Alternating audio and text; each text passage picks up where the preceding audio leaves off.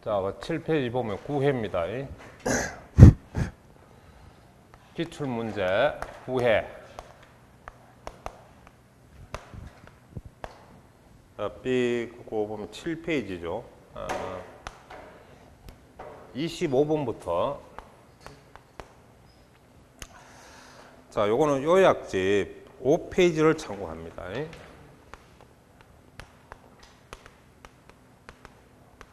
요약집.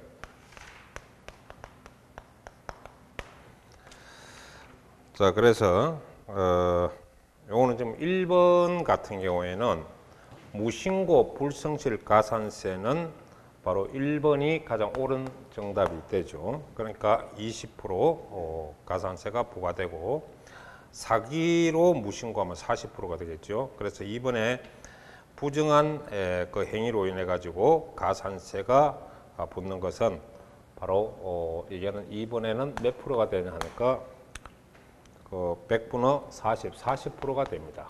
그렇죠? 그 다음 세 번째 보면은 가소신고는 우리가 100분의 10%가 가산세 세율이 되고, 그 다음 4번에는 그 봤을 때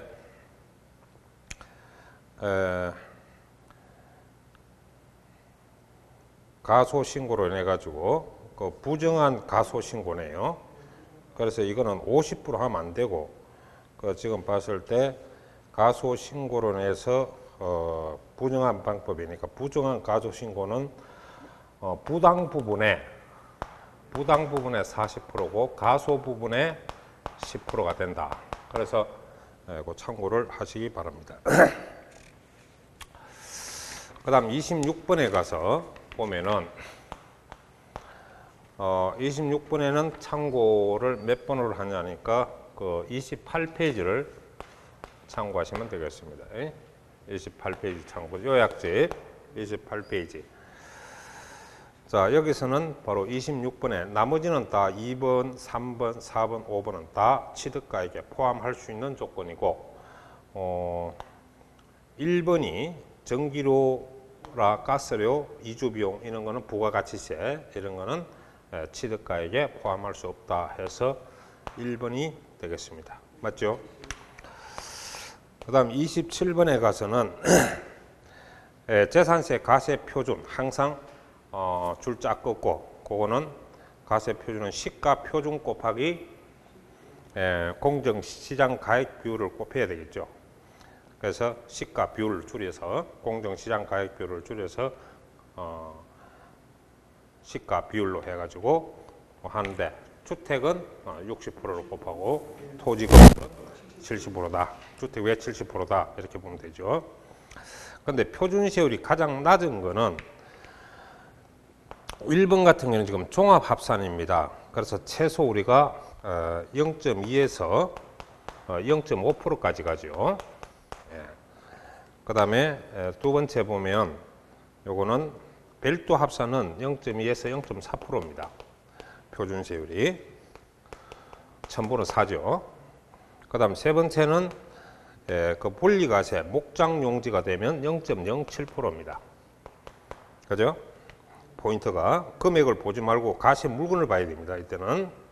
자, 그 다음 4% 보면은 4번에 보면은 주택 별장은 4%지만 주택은 초과 누진세율로서 또 표준세율이라고도 합니다. 1000분의 1에서 1000분의 4까지 0.4% 적용이 되죠. 그 다음 다섯 번째 보면 요게 지금 공장 분리과세는 이른바 0.2%입니다. 그래서 가장 세율이 낮은 것은 몇 번이 되겠습니까? 3번이 분리과세로서 가장 낮죠. 그렇죠? 그럼 여기서 가장 높은 걸 찾아라 하면 여기서 어느 게 되겠노? 바로 종합합산과세가 제일 높겠지. 세율로 봤을 때. 저 최고 최저 이걸 참고를 꼭 할 것. 그래서 이 세율은 요약집을 여러분 보면 이 62페이지를 참고를 하시기 바랍니다. 그 다음 28번에 가면 재산세 과세 대상 표준세율로서 그 기준을 보면 틀린 것은 그랬죠. 틀린 것은 하면은 1번은 현재 그 봤을 때 관할 구역 내에 소유하고 있는 종합합산과세대상 토지가액을 모두 합한 금액을 가표로 하여 종합합산 과세대상 세율을 적용한다. 그래서 종합합산 대상의 세율은 몇 프로입니까? 0.2에서 0.5%까지 초과 누진세율 또는 표준세율을 쓰기도 합니다. 그래서 재산세에는 초과 누진세율도 쓰기도 하고 표준세율, 비례세율 이런 용어를 쓴다는 걸 여러분이 참고를 하셔야 됩니다. 1번은 맞는 설명이 되겠네요. 그 다음에 2번은 별도합산 가액도 마찬가지입니다. 그 토지 가격 별도만 다 끌어모아서 우리가 모두 합한 금액을 가표로 해서 별도합산 과세 대상의 세율을 적용한다. 그러면 별도합산은 0.2에서 0.4%까지 우리가 세율을 적용할 수가 있습니다. 적어 놓으세요. 그 다음 분리과세 대상 토지에 대해서는 가세 표준에 분리과세 대상 세율을 적용한다. 예. 그러면 이게 우리가 고율, 저율로 있죠. 그래서 농지나 임야나 이런 거는 일반적으로 0.07% 분리과세를 하고, 그 다음 공장이라든지 터미널 용지라든지, 그 다음 염전 같은 거 이런 거는 0.2%를 적용하죠. 그 다음에 골프장 토지나 등록된 걸 말합니다. 예. 그 다음에 이제 고급 오락장용 토지 이런 거는 4% 고율을 적용하기도 합니다. 그래서 맞고요. 그 다음 4번에 보면은 4번에는 뭐가 틀린지 잘 보세요. 지금 지방자치단체 관할 구역에 2개 이상 주택을 소유한 경우에는, 자 4번은 어디에서 맞는 설명이 되냐니까 종합부동산세는 주택을 소유자별로 합산해서 과세를 하죠. 그런데 재산세는 주택별로 과세를 합니다. A는 A대로 계산하고 B는 B대로 주택별로 A, B, C가 있으면 A는 A대로, B는 B대로, C는 C대로 과세를 합니다. 그래서 재산세는 주택별을 뭐라고 적어놔야 되느냐? 바로 여러분 4번은 2개 이상이 있으면 집이 2개 이상이 된다. 그러면 이 2개 이상이 되면 이거는 주택별로 각각으로 과세하죠. 주택별 과세. 그래서 이 말은 주택별로 각각으로 과세한다. 그러나 소유자별 합산은 종부세 과세 방식을 설명하는 겁니다. 그래서 이 부분은 바로 종부세에만 맞는 설명이지만 합산과세는, 재산세는 주택별로 과세한다. 이래야 맞는 설명이 되겠습니다. 그 다음에 5번째는, 자 우리 토지와 건물의 소유자가 서로 다르단 말이에요. 토지는 갑이고 건물은 을이라고 가정하면 서로 소유자가 다릅니다. 이런 경우에는 그래도 소유자가 달라도 주택에 대한 재산세 계산은 이걸 땅하고 건물하고 하나로 보거든요. 그래서 합산해가지고 주택 세율을 적용합니다. 이 주택 세율은 표준 세율 바로 아까 몇 프로에서 몇 프로? 0.1에서 0.4%, 1000분의 1에서 1000분의 4까지 초과 누진세율이라고도 하고, 세법에는 현재 표준 세율 용어를 씁니다. 그래서 여기서는 세율에 대해서 너무 집착을 하지 말고 바로 표준 세율 해도 맞고 초과 누진 세율 해도 맞는데, 옛날에는 초과 누진 세율 했어요. 지금은 이제 표준 세율이다, 기준이 되는 세율이다 이렇게 쓰고 있다는 것만 알아두면 되겠습니다. 네, 그래서 그 답이 4번이 바로 2개 이상을 소유하게 되면, 주택을 소유하면 주택별로 과세한다. 이래야 설명이 옳은 설명이 되겠습니다. 그 다음 29번에 가서는 국외죠. 국외. 국외에 있는 거는 현재 양도세 과세 대상에 있어서 국내 양도에 대한 소득세 규정을 준용하지 않는다. 그러니까 이 말은 무슨 말이냐니까, 국내에는 쓸 수 있는데 외국에는 쓸 수가 없는 제도다. 그럼 우리 공시가격은 국내 중심입니까? 국외 중심입니까? 국내 물가 변동, 부동산 가격을 고려해서 설명을 하는 거죠. 그래서 기준시가는 국내용이지 국외용이 아니고, 나머지 비과세 제도라든지 또 과세 표준 계산 방법이라든지 부당행위라든지 또 양도 취득 시기 이런 거는 다 일반적으로 국내나 국외나 동일하게 적용이 가능합니다. 그러나 기준시가 같은 거 이런 거는 우리가 사용할 수 없고 우리나라에만 쓰고 외국에는 쓸 수 없는 제도죠. 또 외국에 쓸 수 없는 게 장기보유 특별공제. 외국의 부동산은 장기보유 특별공제도 안 됩니다. 우리나라에만 쓰는 거죠. 그래서 바로 29번 같은 경우는 답이 3번이 되겠습니다. 몇 번? 3번. 기준시가는 국내용이지 국외용이 아니다. 그래서 국내에만 규정하지. 아니, 가만 있어.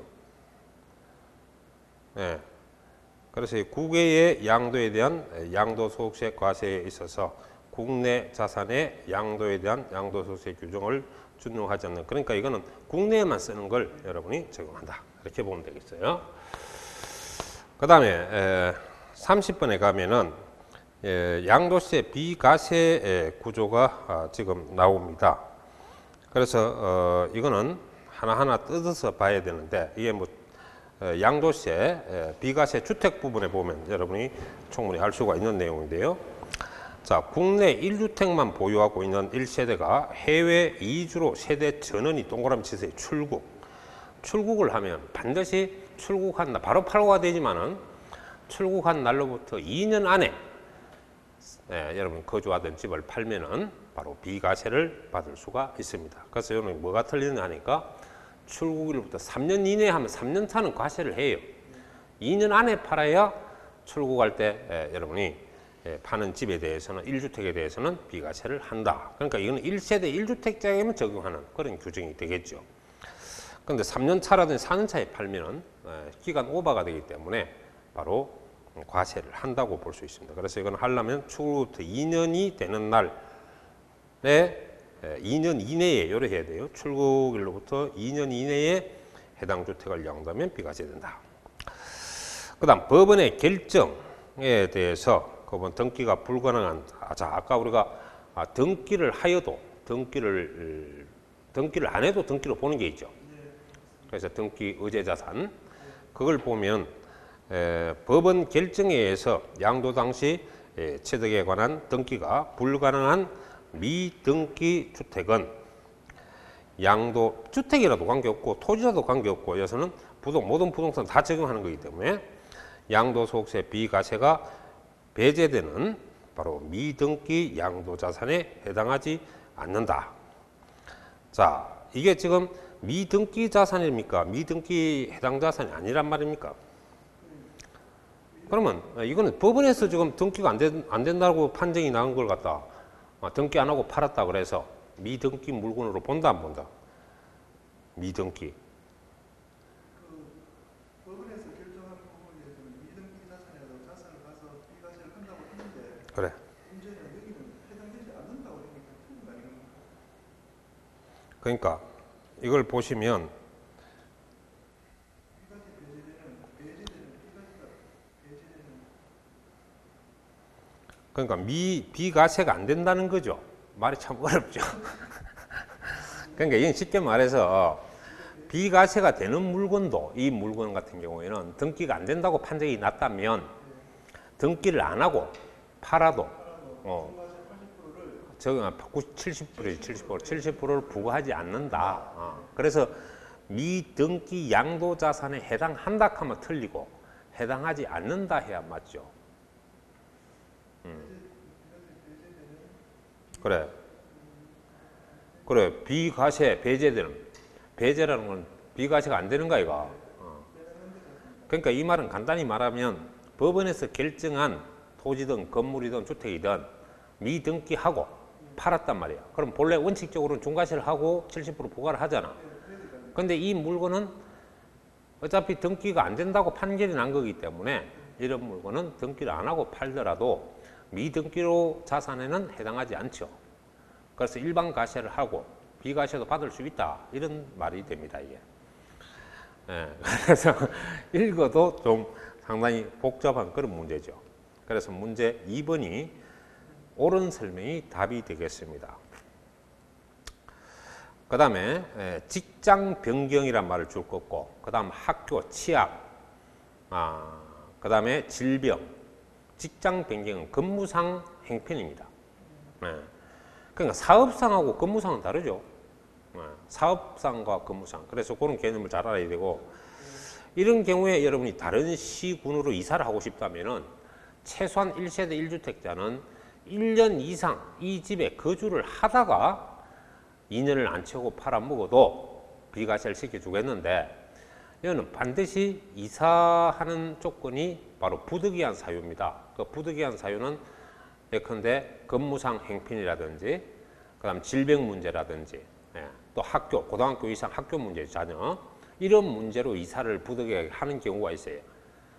그런 경우에는 바로 1년 이상 거주를 해야 됩니다. 그러니까 6개월간이 아니고 1년 이상 거주한 1주택을 양도하면 비과세가 된다. 예. 비과세가 된다면 양도세를 부과하지 않는다 이 말이죠. 그러니까 비과세가 된다.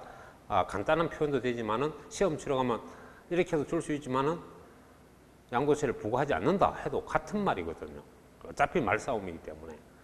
그래서 그 의미를 잘 이해를 하고 있어야 되고. 그래서 여기서 왜 틀리느냐?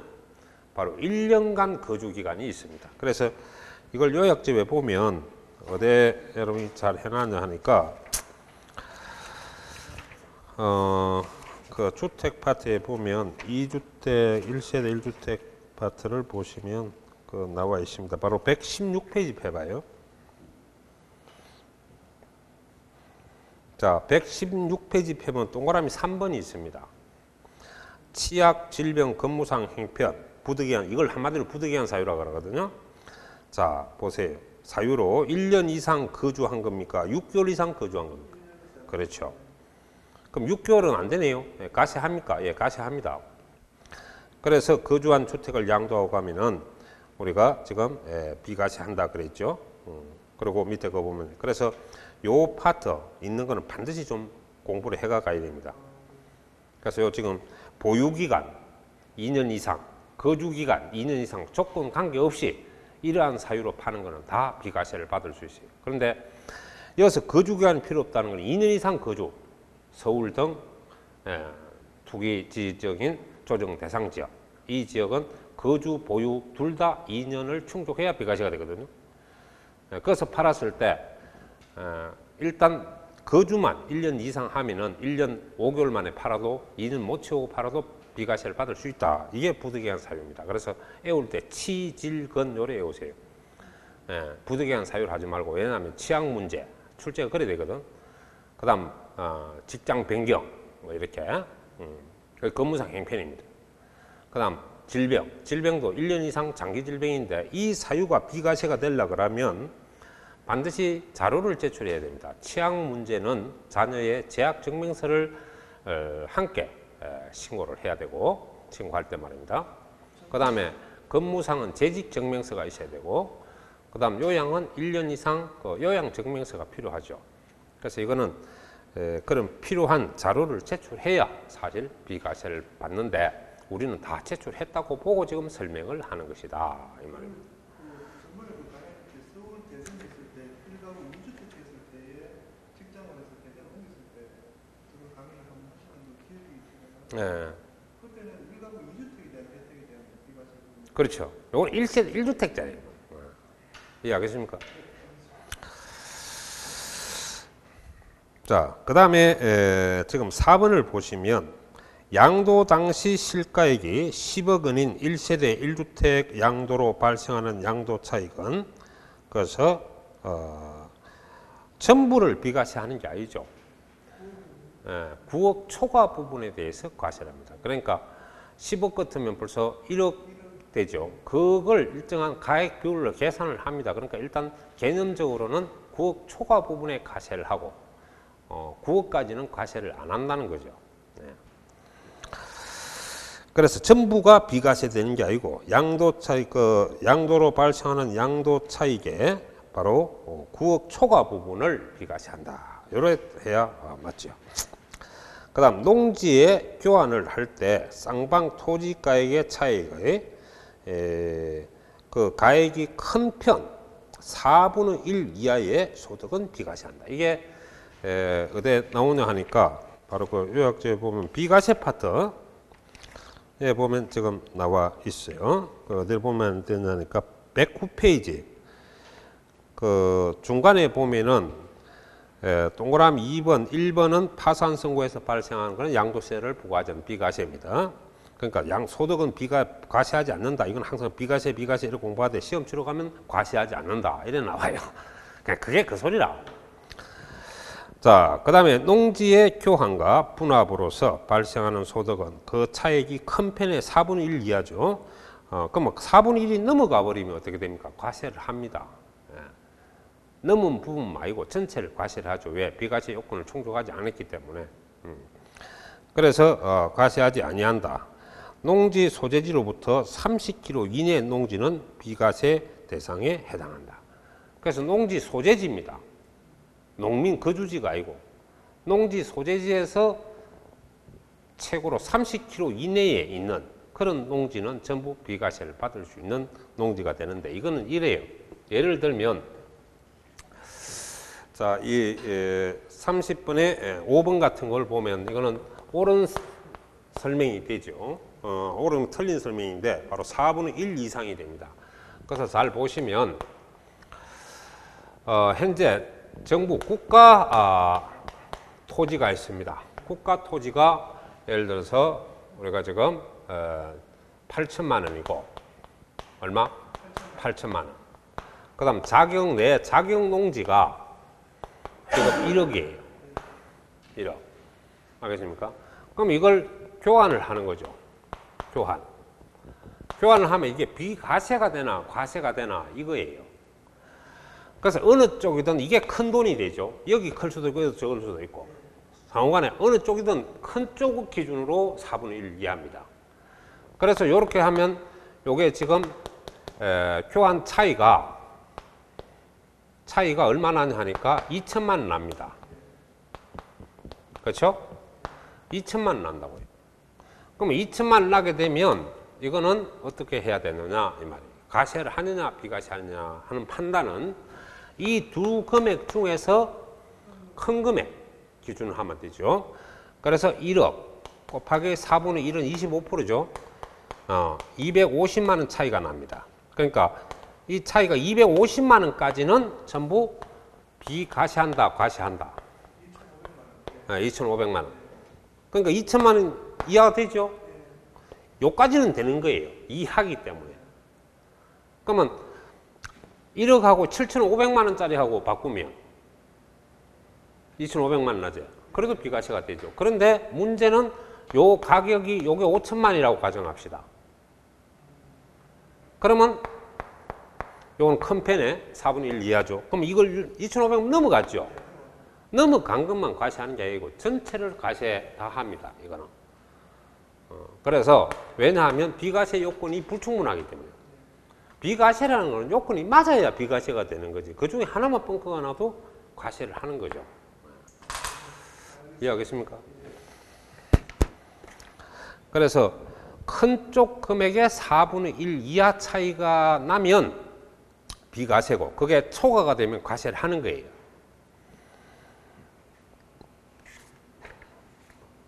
자, 그 다음에 31번을 보시기 바랍니다. 그래서 이건 답이 뭐 오는 게 옳은 게 2번이 옳죠. 그 다음에 31번. 자, 요거는 여러분이 뭘 참고를 하냐니까 요약제 89페이지를 참고하면 됩니다. 몇 페이지? 89페이지. 자, 세율 문제인데 89페이지. 이건 예정신고죠. 예정신고 납부에 대해서 설명을 하고 있습니다. 자, 16년도 3월 21일에 주택을 양도하고 잔금 청산을 한 경우, 그러면 잔금 청산은 3월 21일에 했다 이 말이야. 그렇죠? 그러면 예정신고는 3월달 빼고 4월, 5월 이래 들어가요. 2개월 일이니까 4, 5로 가야지. 그럼 늦어도 5월 31일에 예정신고를 할 수 있다.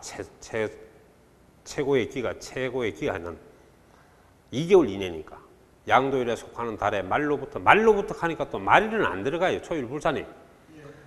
항상 판 달은 빼고 그 다음 달부터 2개월 이내로 계산하면 돼요. 5월 달에 팔면 6, 7, 8월 달에 팔면 9, 10 이렇게 끌려서 예정신고 기한을 판단합니다. 그래서 16년도 5월 31일에 예정신고로 할 수 있다. 기한이 되죠.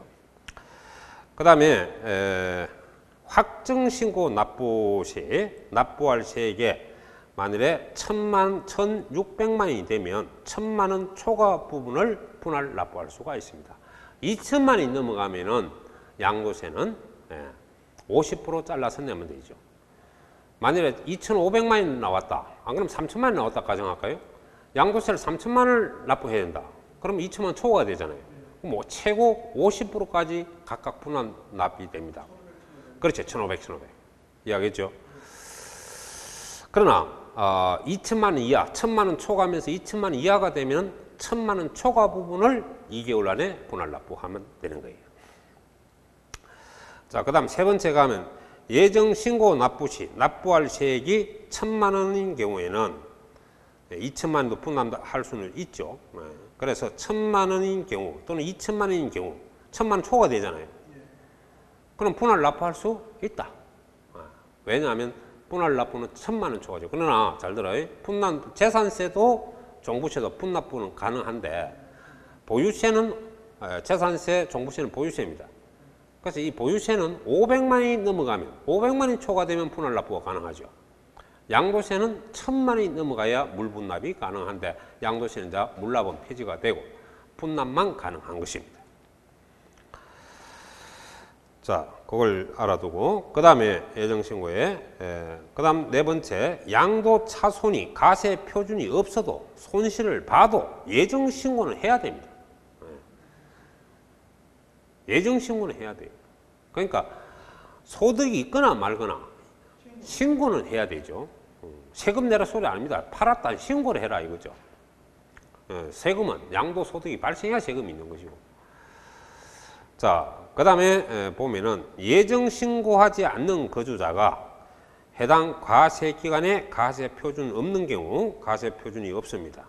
확정신고를 하지 아니한다. 예정신고를 하지 않는 자는 확정신고를 해야죠. 예정신고를 한 사람은 확정신고를 안 해도 됩니다. 그렇죠? 그래서 답은 바로 예정신고는 꼭 소득이 있어야 예정신고하는 것이 아닙니다. 그래서 양도차손 전문용어로 결손금이죠. 깨먹은 돈이 있어도 역시 신고는 해라. 가세표준이 없어도 양도에 대해서 신고를 해라. 왜냐하면 매수자와 가격 조율을 맞추기 위해서 신고를 하라는 것입니다. 이거는. 자, 그 다음 32번은 보면 그래서 이건 답은 2번이 되고 32번은 뭐가 되냐니까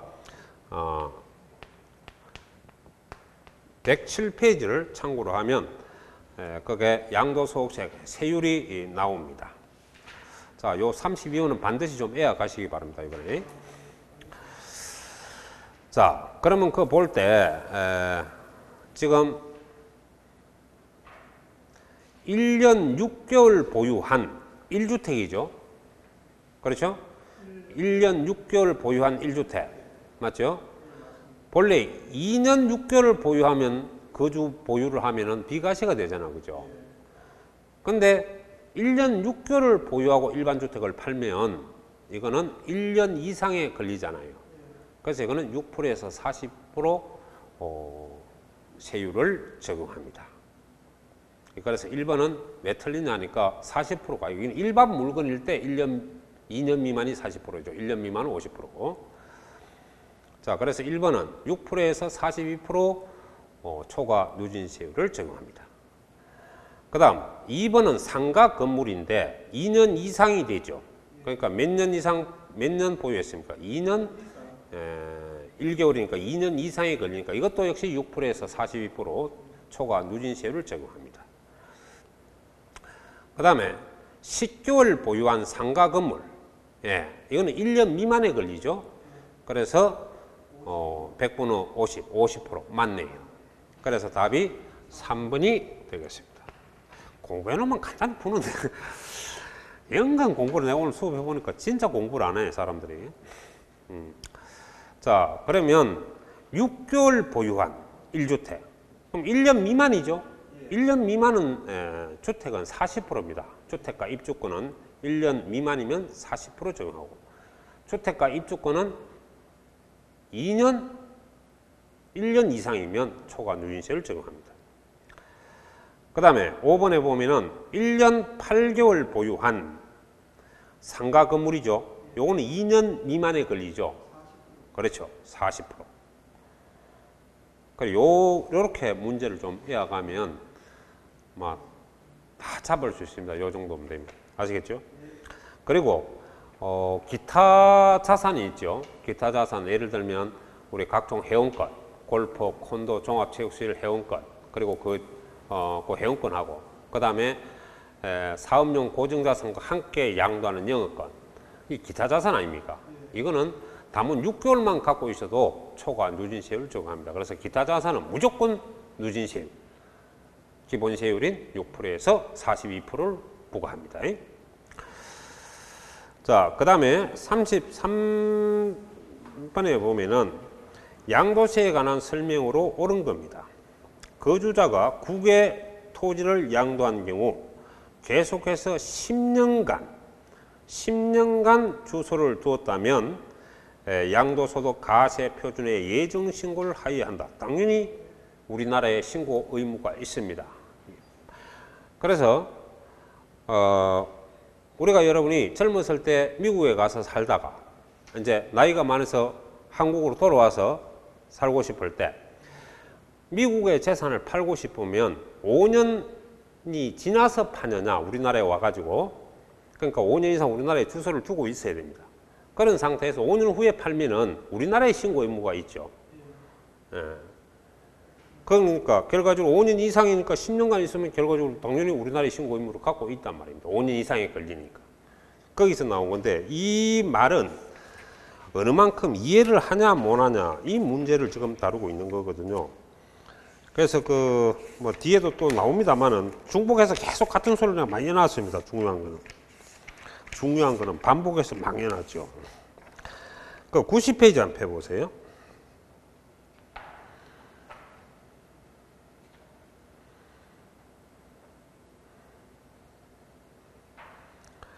자, 90페이지 보면 납세 의무자가 있습니다. 요약집 90페이지. 예. 33번에 요약집 90페이지 보면 납세 의무자 2번에 동그라미 2번에 보면은 양도를 현재 5년 이상 국내에 거주한 자는 거주자죠.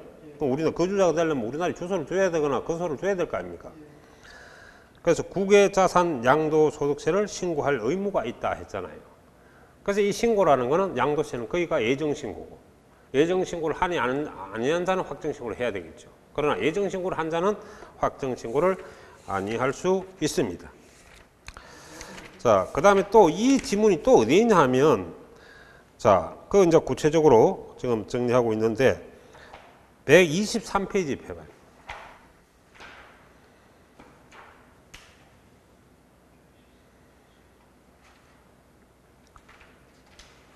123페이지. 그 2번에 보면 국외 자산의 양도에 대한 납세 의무자는 국내에 5년 이상 주소 또는 거소를 둔 거주자를 말한다. 이게 바로 내나 외국 자산을 우리나라에 신고 의무가 있으려면 5년 이상 우리나라에 주소나 거소 주소지를 두고 있어야 됩니다.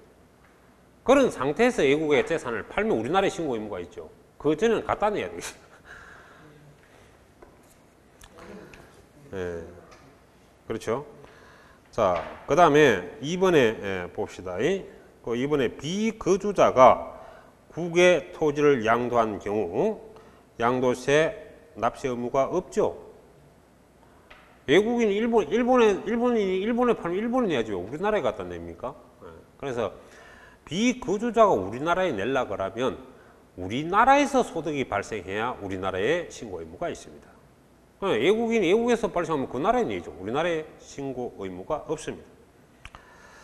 그 다음에 세 번째 보면 거주자가 국내 상가 건물을 양도하는 경우 거주자의 주소지와 그 다음에 소재지가 다르면 양도소득세 납세지는 상가 건물에 어디가 됩니까?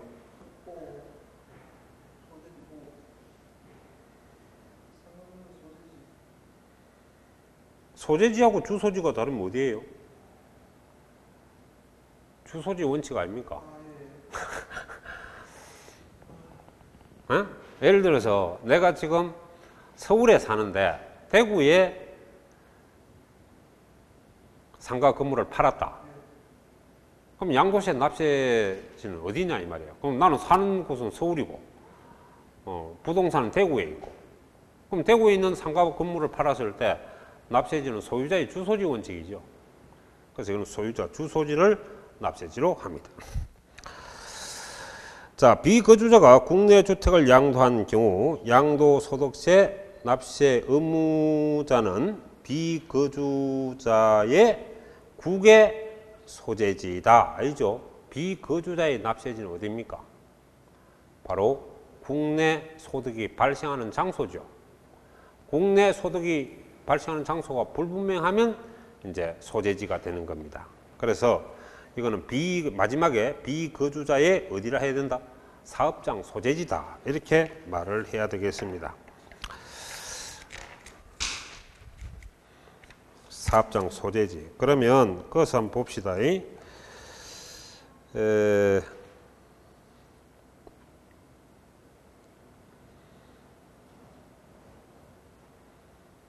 납세지가 지금 주어져 있는데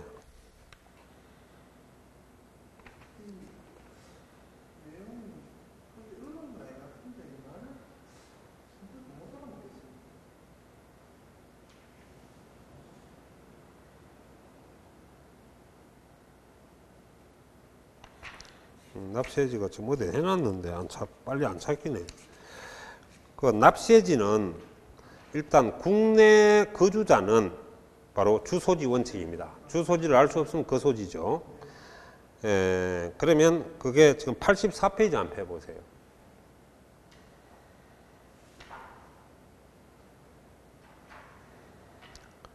84페이지 펴보면 그래서 제일 위에 그 5번에 한번 보세요. 5번에 동그라미 5번 거주자의 소득세 납세지. 소득세 하면은 종합소득도 되고 양도소득도 퇴직소득 모든 소득세 다 들어가는 거거든요. 납세지는 그 주소지로 하고 주소지가 없는 경우에는 뭐라 그랬습니까? 거소지로 한다. 주소지 원칙이죠. 예. 없으면 이제 차선책이 거소지입니다. 거주하는 장소. 근데 6번 보세요. 비거주자는 국내 원천 소득에만 납세 물어진다. 그렇죠. 외국에 생기면 그 나라에 내니까. 비거주자의 소득세 납세지는 국내 사업장 소재지 또는 소득이 발생하는 장소 그랬죠. 그래서 여기서 뭐가 틀리는데 바로 원칙을 지나서 예외로 직행했기 때문에 옳지 못하다 이거죠. 그래서 이거는 바로 여기서 보다시피 사업장 소재지라는 걸 아셔야 됩니다. 비거주자의 납세지는 사업장 소재지. 예. 그러니까 무슨 이다 하는 것은 원칙을 설명하는 거거든요. 예외를 설명하는 게 아니고. 자, 그 다음 거주자가 국외 주택을 양도한 경우 거주자입니다. 외국 주택을 팔았어요. 양도일까지 계속해서 5년간 5년 이상이니까 5년은 되죠. 5년간 주소를 두었다면 양도소득 계산에 대해서 장기보유 특별공제가 적용한다. 어떤 보면 맞지? 그래서 포인트는 뭐냐? 물건이 외국의 물건이냐 내국의 물건이냐 이 말입니다. 어디의 물건입니까? 그렇죠. 그래서 외국에 있는 주택, 상가, 토지 이런 걸 팔아봐야 외국에 있는 거는 양도 장기보유 특별공제를 받을 수가 없습니다. 그래서 이거는 또 어디에 있냐 하니까 123페이지 봐요. 123페이지 펴보면은 장기보유 특별공제 그 박스를 간단히 보면 제일 빠릅니다. 박스를 내가 다 정리해놨기 때문에 장기보유 특별공제 국내 자산은 공제가 되죠. 자, 국외 자산은 뭐라 했습니까? 공제, 배제. 배제라는 건 제외한다 이 말이 안 한다는 거죠. 그죠? 예. 네. 요거 공부 단단히 해놓으세요. 요 박스 요게 아주 중요합니다. 자, 그래서 이 정도 보면 요거는 답이 가장 옳은 거로 볼 수 있는 거는 33번은 1번이 정답이 되겠습니다.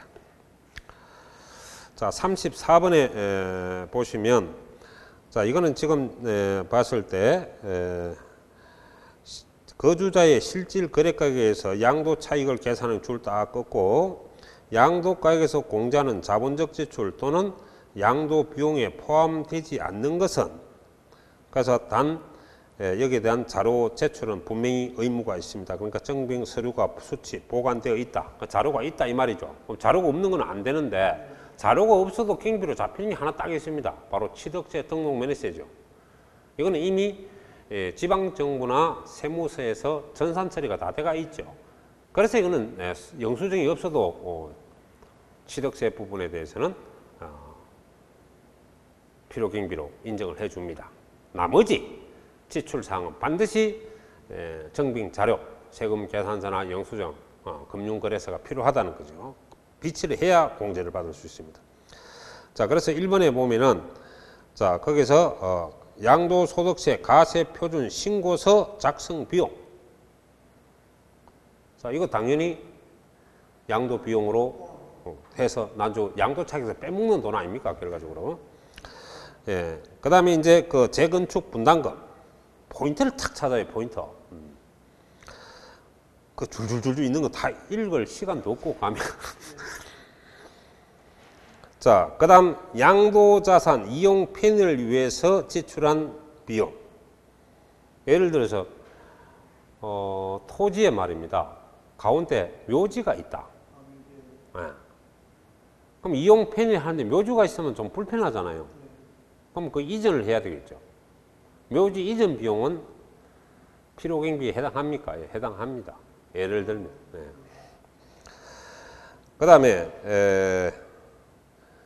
네 번째 보면 양도자산 취득 후 쟁송이 있는 경우 소유권을 확보하기 위하여 직접 소요된 소송 비용으로서 그 지출한 연도의 각 사업소득 금액 계산 시 필요경비에, 자, 산입이라는 건 내가 포함된 걸 말하잖아요. 인서트 포함된 거. 포함된 금액을 말한다.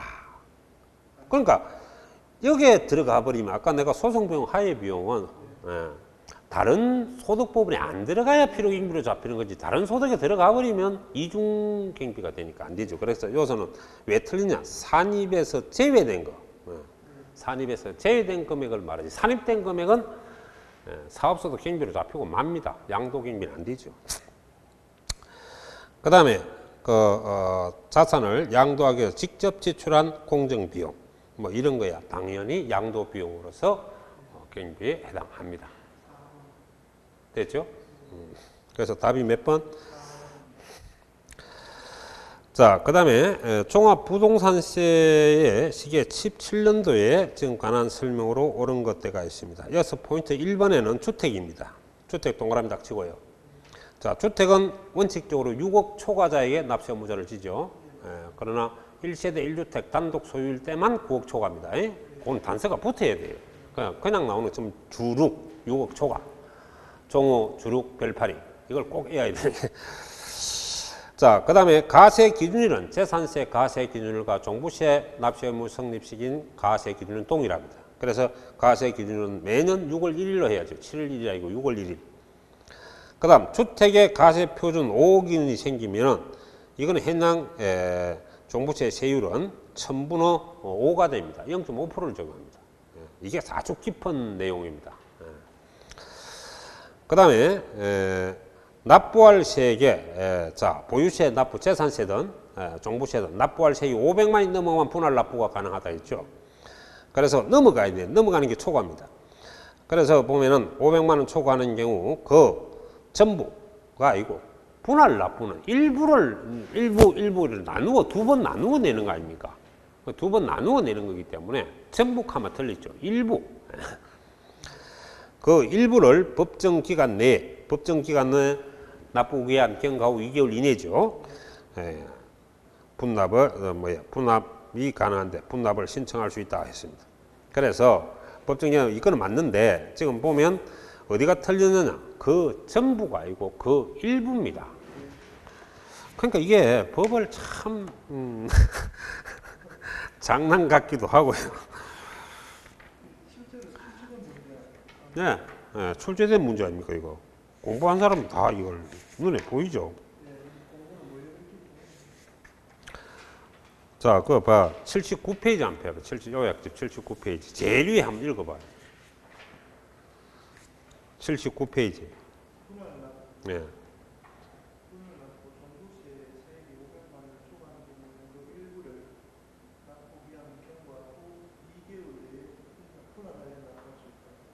포인트가 뭐예요? 그 딱 진하게 딱 해놨잖아 벌써 봐라.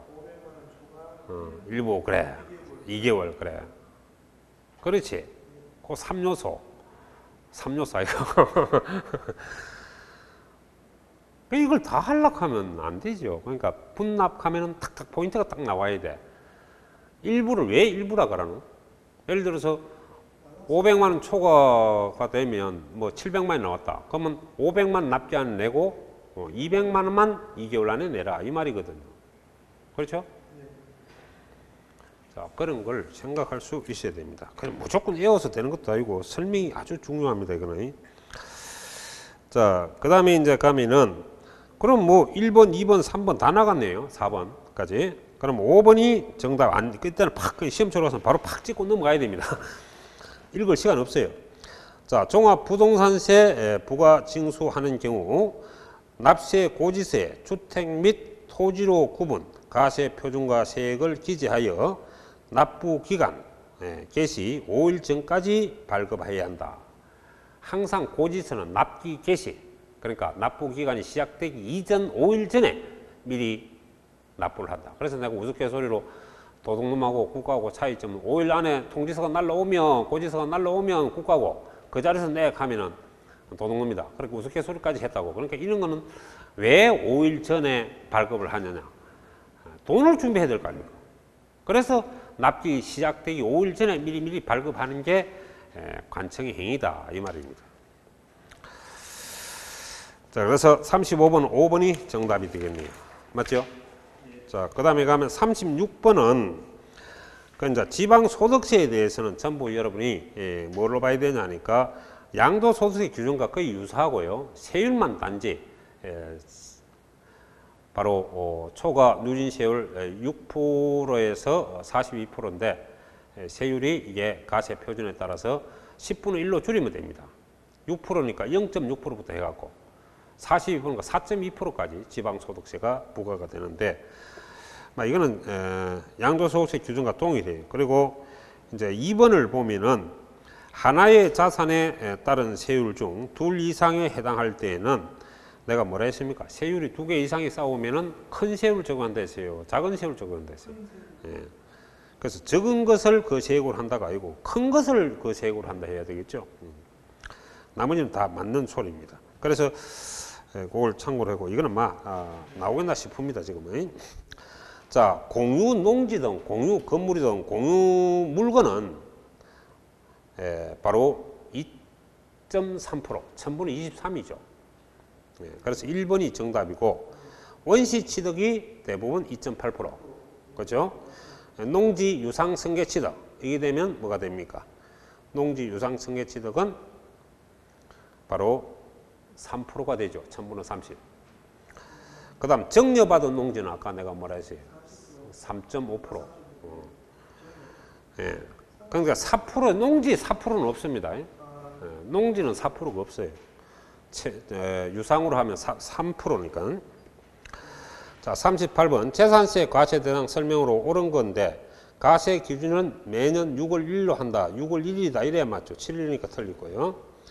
자, 주택의 정기분 재산세액이 20만 원 이하가 되면 일괄 납부가 가능하고 20만 원이 넘어가면 분할 납부가 가능합니다. 그래서 50만 원인 경우에는 2분의 1, 25만 원은 7월 16일부터 7월 30일까지 나머지 25만 원은 바로 9월 16일부터 9월 30일까지 납기로 한다. 이래야 맞죠. 자, 토지는 9만 원 이하가 되더라도 토지는 무조건 9월 16일부터 9월 30일까지입니다. 토지는 무조건이죠.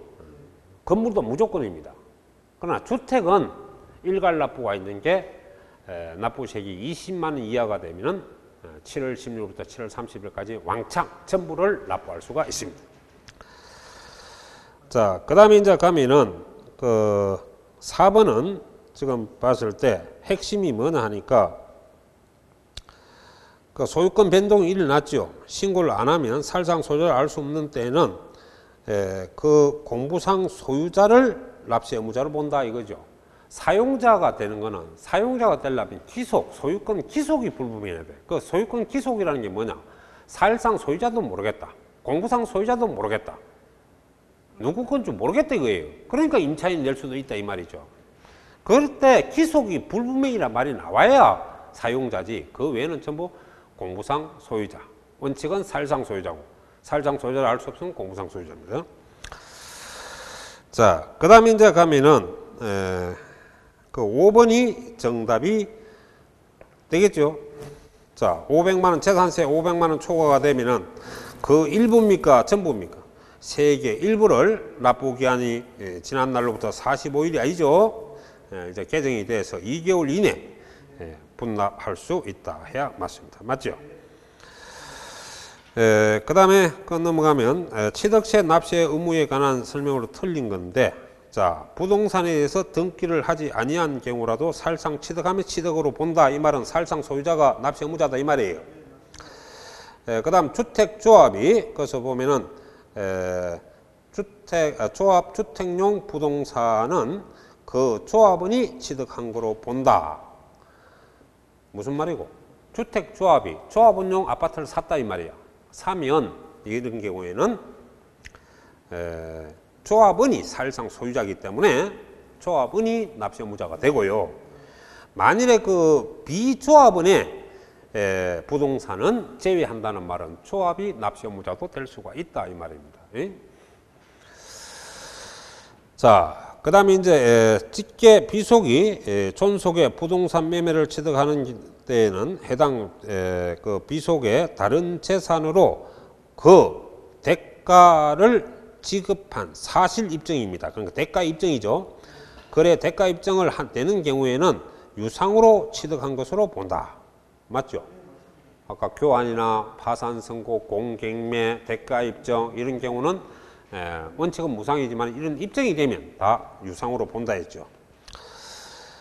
자, 그리고 4번에는 자, 이걸 잘 봅니다. 직계 비속이 권리 이전에 등기가 필요한 직계 존속. 비속은 아들이고 존속은 부모죠. 부동산을 서로 교환하는 경우. 자, 교환은 내가 분명히 유상이라고 했습니다. 그래서 무상으로 틀렸죠. 유상. 그러니까 글자 하나에 왔다 갔다 합니다, 지금.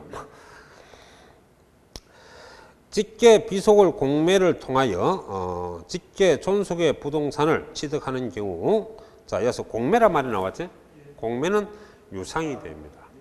그래서 핵심이 되는 거죠. 그렇게 직계 존비속, 아까 오전에 했던 그 파트 취득세 라인을 좀 읽어보면 되겠네요.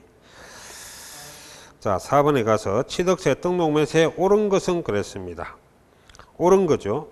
그래서 1번은 어디가 틀리나 볼까요? 중과세율, 그러니까 취득 후 중과세율을 적용하는 대상이 되었을 때 요거는 30일 이내, 며칠 이내? 중과세, 부과대상, 추징대상, 이거는 30일 이내입니다.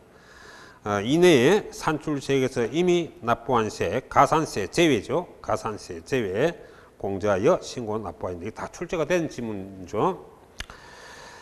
자, 그 다음에 취득세 가세 물건을 취득하는 자가 재산권 취득에 관한 사항을 등기하는 경우 등기하기 전까지 취득세를 신고하고 납부해야 된다. 그러니까 등기한 후 30일 이내가 아니고 그냥 등록하기 전까지 우리는 취득세를 납부해야 돼요. 그러니까 본래 취득세는 원칙적으로 취득일로부터 60일 안에 신고 납부 아닙니까? 예, 맞습니다. 그죠? 근데 이 안에 언제든지 등기가 가능한 거죠. 그때 등기 칠 때는 세금부터 먼저 내. 그러면 등기 치줄게 이 말이야. 자, 그 다음에 그 보면은 핵심이 또 부동산 거래 신고 지역이네요. 신고 지역은 무조건 사실상 취득 가격을 가표로 한다 했지. 취득 시기는 계산일, 계약서상 잔금 지급입니다. 그 다음 부동산 가압류 등록 면허세 세율은 가압류죠. 우리 악처로 적용 악처했던 이게 가압류란 말이에요. 가로 외우지 말고 압류와 처분, 가처분, 가압류 이렇게 해야죠. 그 핵심은 가압류예요. 이러면 채권 금액에 부동산 가액이 아니고 채권 금액의 1000분의 2, 0.2%입니다. 그럼 또 다 틀렸으니까 5번이 정답이 되겠네. 자, 등록을 하는 자가 신고 의무를 다하지 아니하고 등록 면허세 산출세액을 등록하기 전까지 납부하였을 때는 신고, 납부한 것으로 본다. 자, 이건 아까 3번, 4번 계속 나옵니다. 그래서 신고 불성실 가산세는 부과하지 않는다. 왜? 신고로 인정받기 때문에. 아시겠죠? 자, 좀 쉬었다 하도록 하겠습니다.